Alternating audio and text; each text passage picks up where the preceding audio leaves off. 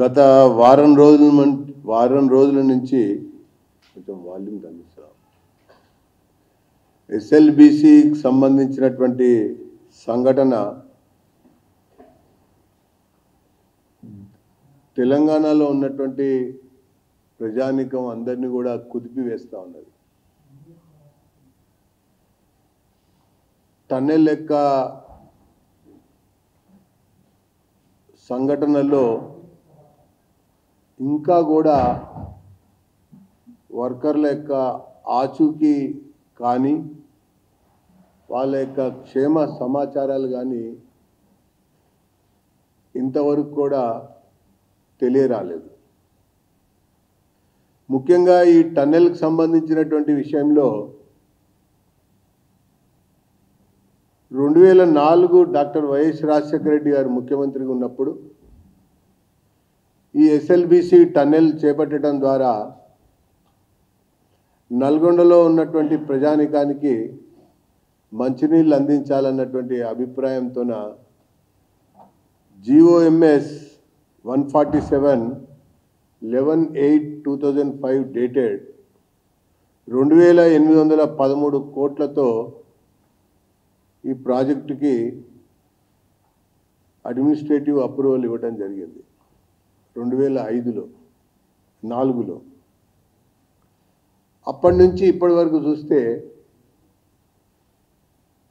పనులు పూర్తి కాల. ఆ తర్వాత క్రమంలోనే ఇది 4637 కోట్లకి ప్రాజెక్ట్ యొక్క విలువని పెంచడం కూడా జరిగింది. నాకు చాలా గుర్తుంది, జలయజ్ఞం చర్చా వేదికలలో నల్గొండలో జరిగినటువంటి ప్రాజెక్టు పైన చర్చా వేదిక సమయం సందర్భంలో ఆ ఒక్క కార్యక్రమానికి మాత్రమే, ఆ ఒక్క డిబేట్కి మాత్రమే కోమటిరెడ్డి వెంకటరెడ్డి గారు నేను ఇంజనీర్ని అని చెప్పని వచ్చారు. అంతకుముందు ఏ ఒక్క ప్రాజెక్టు డిబేట్లో కూడా కోమటిరెడ్డి వెంకటరెడ్డి గారు రాలా, ఒక్క డిబేట్కి వచ్చారు. నేను ఆ సమయంలో ప్రస్తావించినటువంటి అంశాలు రికార్డు కూడా చేపట్టాయి.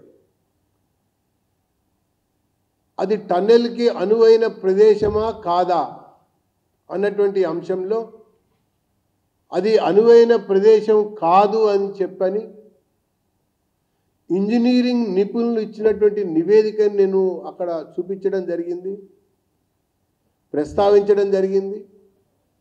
జియాలజిస్టులు అందించినటువంటి సమాచారం యొక్క వివరాలను కూడా నేను అక్కడ చూపించడం జరిగింది. డ్రిల్లింగు ఓపెన్ బ్లాస్టింగ్తోనే ఆ కాలువ చేపడితే సాంకేతికంగా కానీ ఎక్కువ కాలం కానీ మనుగడ సాధిస్తుంది అని నేను వాదించాను కూడా. ఆనాటి ఆ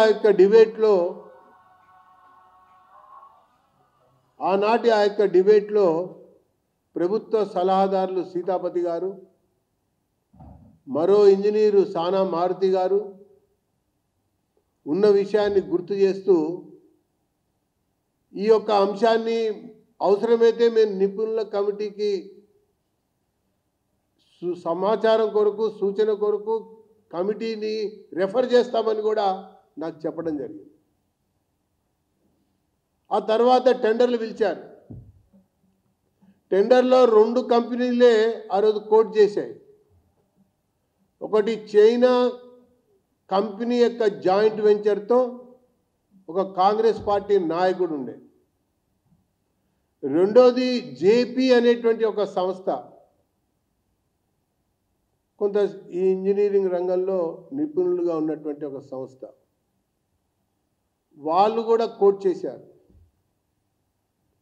లోయెస్ట్ జేపీ అవటం వల్ల జేపీకే కేటాయించారు. కేటాయించిన తర్వాత ఆ జేపీని ఆ కాంగ్రెస్ నాయకుడు ముప్పు తిప్పలు పెట్టాడు. 3 చెరువులు నీళ్లు దాయిచ్చాడు. పనులు మొదలు కానికుండా విశ్వ ప్రయత్నం చేశాడు సబ్ కాంట్రాక్ట్ కొరకు. ఒకానొక సమయంలో ఆ సంస్థ వెళ్ళిపోవటానికి కూడా సిద్ధమైంది. కానీ అప్పటి 10 జన్పత్ ఎంట్రీతో ఆ జేపీ సంస్థనే పని జరిపించాలని చెప్పని అప్పటి ముఖ్యమంత్రిపై ఒత్తిడి వచ్చిన తర్వాత ఈ సదరు కాంగ్రెస్ నాయకుడికి కొంత భాగం సబ్ కాంట్రాక్ట్ కూడా ఇచ్చారు. I'm saying on record all these things.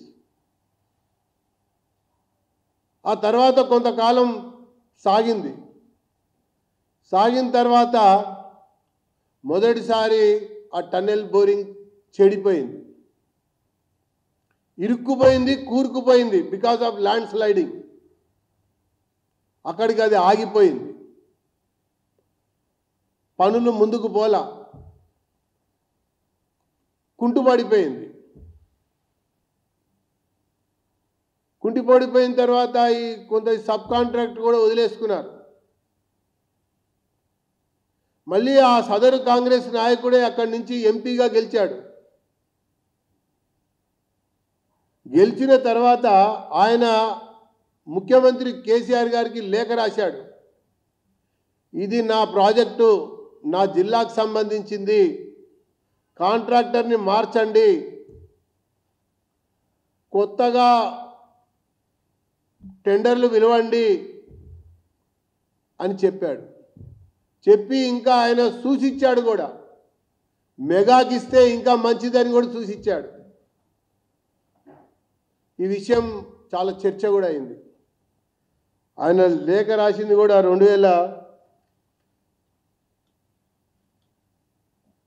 Date చెప్తాను. ఆ తర్వాత ఈ అంశం శాసనసభలో ప్రస్తావనకు వచ్చినప్పుడు ఎమ్మెల్యేస్తో ఒక కమిటీ వేసి శాసనసభ ఆవరణలో ఉండేటువంటి ఒక మినీ హాల్లో ఇరిగేషన్ మంత్రి శాసనసభ్యులతో సమావేశం పెట్టారు. పెట్టినప్పుడు నేను కూడా అప్పుడు ఎమ్మెల్యేగా ఉండటం వల్ల హాజరయ్యాను. అక్కడ చాలా డీటెయిల్గా ఈ అంశాలన్నీ ప్రస్తావనకు వచ్చినాయి. వాళ్ళు ఉపసంహరించుకుంటామన్నారు, విరమించుకుంటున్నామని కూడా అన్నారు. చాలా ప్రాధాన్యత కలిగినటువంటి ఒక ప్రాజెక్టు, దీన్ని పూర్తి చేయడం ఎట్లా, కొనసాగించడం ఎట్లా, తర్వాత ప్రాజెక్టు ఎస్కలేషన్ ఎట్లా జరిగింది, ఎంత మొత్తం జరిగింది, ఈ అన్ని అంశాలు చర్చకు వచ్చాయి. చర్చకు వచ్చిన తర్వాత రాష్ట్ర ప్రభుత్వమే చేపడుతుంది అని చెప్పారు. చెప్పి రాష్ట్ర ప్రభుత్వమే 2 TBM మెషిన్లు తెప్పించారు. ఆ మిగిలిన టన్నెల్ని ముందుకు తీసుకుపోవటం కోసం. ఆ 2 కూడా పాడైపోయినాయి. 2 సందర్భాలు కూడా ఫెయిల్ అయిపోయినాయి.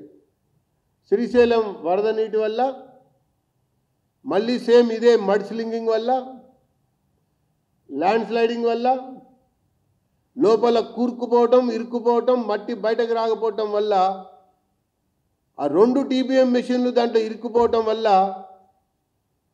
దాన్ని వెనుకకు తీయటం, ఆ యొక్క డెబ్రీస్ని వెనుక తీయటమే గగనం అయిపోయింది. ఇక తర్వాత కాలయాపన జరిగింది. దాన్ని అడిగినవాడు లేడు, ముట్టుకున్నవాడు లేడు, పట్టించుకున్నవాడు లేడు. ఎక్కడ వేసిన గొంగలు అక్కడనే పడ్డది. కాంగ్రెస్ ప్రభుత్వం వచ్చిన తర్వాత ఈ మధ్యకాలంలో తట్ట మట్టిది అనేటువంటి సంస్థ జేపీ సంస్థ, అర్ధాంతరంగా వదిలేస్తున్నామన్నటువంటి సంస్థ జేపీ సంస్థ. ఈ జేపీ సంస్థ సబ్ కాంట్రాక్టు ఒత్తిడి మేరకు జరిగినటువంటి వ్యవహారం. ఇప్పుడు మళ్ళీ అదే జేపీ సంస్థకి ముందు పెట్టారు. అదే జేపీ సంస్థతో TBM ద్వారా పనులు ప్రారంభించిన 4 రోజుల తర్వాతనే ఈ ఘోర సంఘటన జరిగిందని చెప్పని నేను తెలియజేస్తా ఉన్నా. నల్గొండ జిల్లా ప్రజల జీవితాలతో చెలగాటం ఆడుతూ ఉన్నారు ఈ నాయకులు. వాళ్ళు బతికి బట్టగట్టి బయటకు రావాలని మేము కూడా కోరుకుంటున్నాం.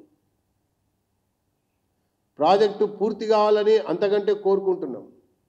కానీ నేను ఏదైతే విషయాన్ని ప్రస్తావించానో ఈ టీబీఎం సిస్టమ్, టీబీఎం మెథడ్కి అది అనువైన ప్రదేశం కాదు, ఈ రకమైనటువంటి డ్యామేజెస్ ఉంటాయి, ఈ రకమైనటువంటి సంఘటనలు ఉత్పన్నమవుతాయి, ఎదురవుతాయి అని చెప్పి నేను ఆన్ రికార్డ్ జలయజ్ఞంలో చెప్పిన తర్వాత దాన్ని నిపుణులకి పంపిస్తామని చెప్పి మళ్ళీ అదే విధానాన్ని కొనసాగించడంతో జాప్యమైంది.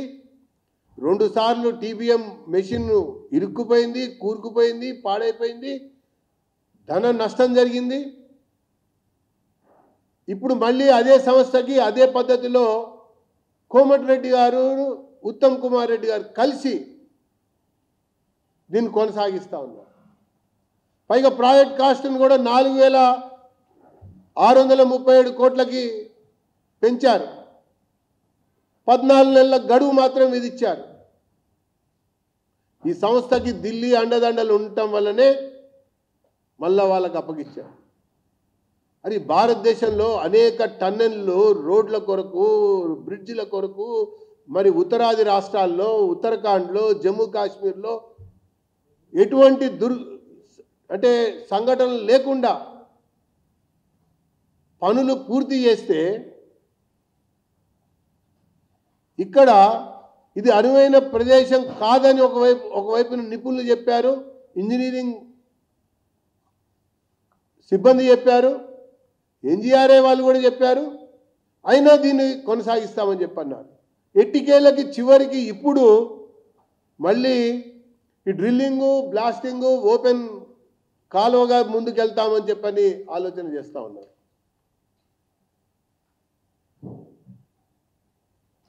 అసలు ఒక ప్రాజెక్టు వల్ల ఒక ప్రజానికానికి ఎంతగానో హెల్ప్ చేయాలి నాయకులు.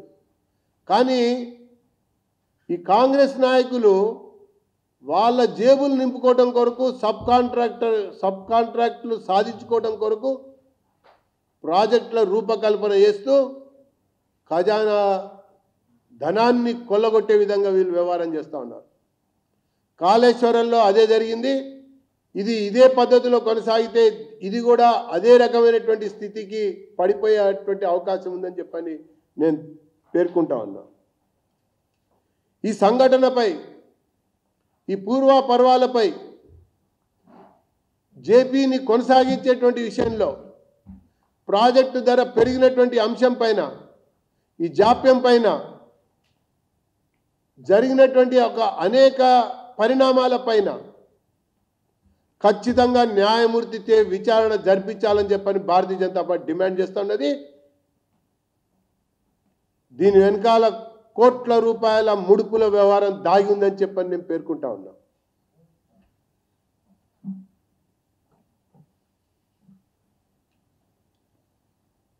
ఎనిమిది సంవత్సరాల గ్యాప్ తర్వాత మొన్న స్టార్ట్ చేశారు. స్టార్ట్ చేసిన 4 రోజులకే ఈ సంఘటన జరిగింది. ఇక పోతే బీఆర్ఎస్ ఇటీవల కాలంలో రాజకీయ హత్యలకి పాల్పడతా ఉన్నది. అంటే రాజకీయ హత్యలు అంటే ఇక్కడ కొంచెం లోతుగా ఆలోచించాలి. ప్రతి హత్య వెనకాల ఒక కేసు, ఒక కుంభకోణం, ఒక కోణం, ఒక కుట్ర దాగి ఉన్నాయని చెప్పని భారతీయ జనతా పార్టీ ఆరోపిస్తూ ఉన్నది. అది వామన్ రావు న్యాయవాది దంపతుల్ని మంతెనలో చంపినప్పుడు కూడా ఆయన వేసినటువంటి కేసుల మీదనే ఆయన్ని చంపడం జరిగింది. ఈ రాజలింగమూర్తి యొక్క హత్య సంబంధించినటువంటి విషయంలో కూడా ఆయన వేసినటువంటి కేసులు, ఆయన వేసినటువంటి బయటపడదాం అనుకున్న కుంభకోణం దాగి ఉండటం వల్లనే హత్య జరిగింది. ఒక న్యాయవాది, సంజీవ్ రెడ్డి అనేటువంటి న్యాయవాది బలంగా ఈ కేసులు వాదిస్తున్నాడు అని చెప్పని ఆయన హత్య కూడా జరిగింది.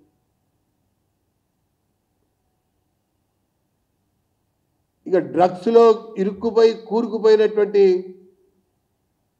కేదారి వ్యక్తి యొక్క అనుమానాస్పదమైనటువంటి యొక్క మరణం కూడా ఇదే కోవకు వస్తుందని చెప్పని నేను భావిస్తా ఉన్నా. ఈ హత్యల పైన ఖచ్చితంగా విచారణ జరగాల్సిందే. హత్య గావించబడ్డ వాళ్ళు ఒక కేసులో లేదా ఒక కుంభకోణాన్ని వెలికితీయటంలో ఒక కుట్రని బహిరంగపరచడంలో ముందున్నటి వ్యక్తులు అవ్వటం వల్లనే అసలు దోషులు బయటకు వస్తారని చెప్పని వీళ్ళని హత్య చేసినట్టుగా జనం భావిస్తూ ఉన్నారు. కాబట్టి ఖచ్చితంగా దీనిపైన కూడా విచారణ జరపాలని చెప్పని భారతీయ జనతా పార్టీ డిమాండ్ చేస్తూ ఉంది. ఈరోజు కేంద్ర మంత్రిగా కిషన్ రెడ్డి గారు చొరవతో, వారి యొక్క ప్రయత్నంతో, వారు ఇచ్చినటువంటి సూచనలతో కేంద్రం నుంచి రాష్ట్రానికి అనేక మంత్రిత్వ శాఖల నుంచి పెద్ద ఎత్తున నిధులు వస్తూ ఉన్నాయి. ఆ రకంగా ఎన్నో సందర్భాల్లో వారే పవర్ పాయింట్ ప్రజెంటేషన్ చేసి కూడా చూపించారు. రేవంత్ రెడ్డి ప్రకటనలు ఉత్తుత్తి ప్రకటనలే, విలువలు ఉన్నటువంటి ప్రకటనలు కావు అవి. రోజు రోజుకి తన యొక్క పాత్ర ఈ ప్రభుత్వంలో మినిమైజ్ అవుతోందని చెప్పని, అంటే తన పాత్ర నామమాత్రం అవుతోంది అన్నటువంటి ఒక బాధ దుగ్ధతోన కేంద్ర మంత్రి మీద ఆడిపోసుకుంటా ఉన్నాడు. అసలు ఫస్ట్ ఈ 14 నెలల మాసంలో ఆర్థిక పరిస్థితి ఎంత దిగజారిందో ఫస్ట్ దీనిపైన చర్చకు ఆయన రమ్మని చెప్పండి.